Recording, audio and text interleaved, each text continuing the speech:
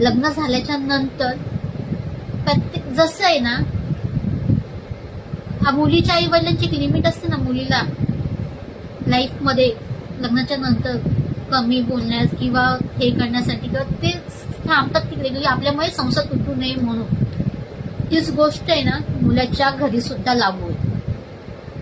कारण की जर ह्यांचा इंटरव्ह्यू जास्त असेल ना तर कोणतीच मुलगी कोणत्याच मुलाकडे टिकणार नाही. आणि आत्ताच्या ह्याच्यामध्ये मुली भेटणं अवघड झालंय. कारण का? हेच कारण आहे. कारण की कोणत्याच मुलीला त्याच्या घरचे नीट समजून घेत नाही. तर समजून घेतलं ना कोणतंच नातं तुटणार नाही. आणि आजकालच्या मुली स्वतः घाबरतात सुद्धा, कारण की त्यांना माहिती आपण इंडिपेंडेंट आहोत ना. कारण की कसं आहे की ह्या गोष्टी दिसतात ना समोरून, मग कशाला त्या उगाच ते हे करतील.